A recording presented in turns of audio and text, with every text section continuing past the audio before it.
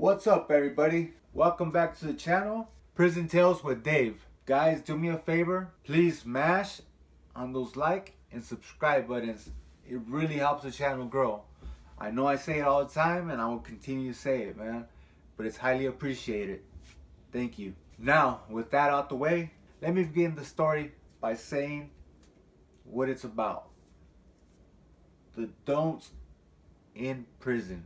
Big no-no, a big no-no.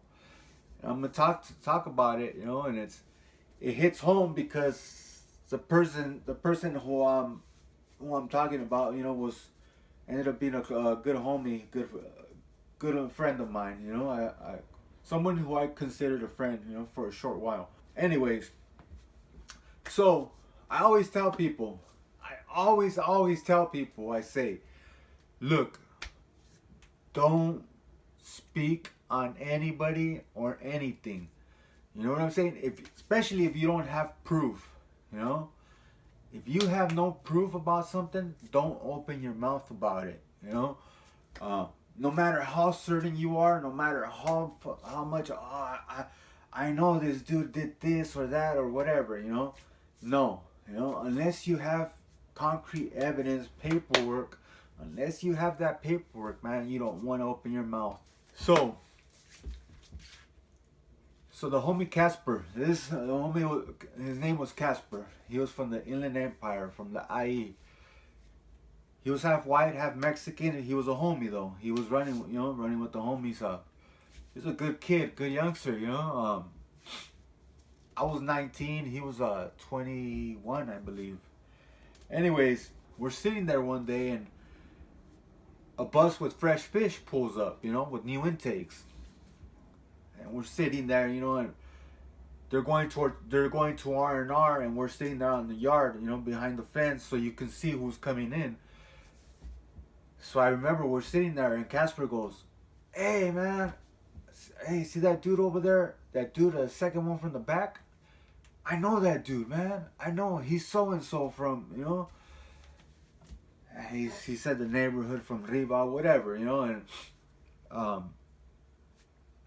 so we're all like, "Oh, is that right? So you know this cat?" Yeah, I know him, man. Yeah, he told on us, man. He told on me and my high nine, blah, blah, blah, this and that. He starts telling us this story. So right then and there, I'm like, what? In my head, I'm like, what the hell is this dude doing, man? Because I already knew what they were going to ask him next. I already knew what was going to be asked, and sure enough, the homie tells him, the homie Spider from IE.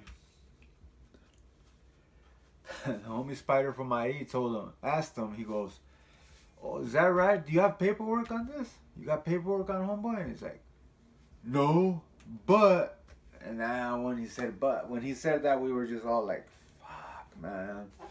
Because we knew it was going to be all bad. Like, "Oh, okay, well, check this out, Check this out, Casper.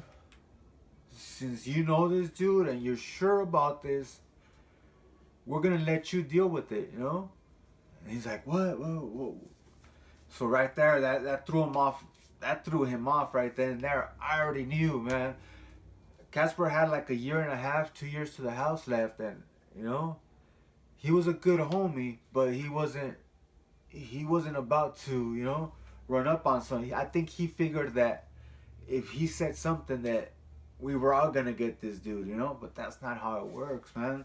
Especially when you're young and you run your mouth about something like that, the homies get to see what you got in you, and and if you put yourself in a predicament like that, they're gonna take advantage of that to the fullest, they're gonna milk that. And because everybody always wants to see a good show, I mean, it's sad to say, but that's how it is. Anyways, I was in the dorm with Casper, and this took place within a couple of days, And I remember telling Casper when we were heading back, I'm like, "What did you just do, man? You have any idea what you just did?" I told him, "Here's what's gonna happen. They're gonna tell you to whack this dude or handle it somehow, some way, And if you don't, it's gonna be your ass, And he's like, "Oh man, I know. He said, I knew it. He said that once the words came out of his mouth, he said he knew he had messed up, but it was too late. It was just too late. He couldn't take it back anymore. There's no backtracking on that. So this is why I always tell everybody, just mind your own business. Do your thing, you know. If you're the type of person who likes to work out and just mind your own, just listen and just observe, trust me, there's gonna be homies in there, like-minded people in there who are gonna gravitate towards you. If you like chaos, if you like running around, if you like, you know, handling business and this and that, you know, you're gonna have you're gonna have like-minded people there as well, you know, who are gonna gravitate towards you.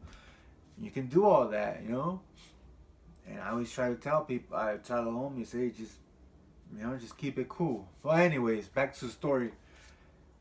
So, make a long story short, man.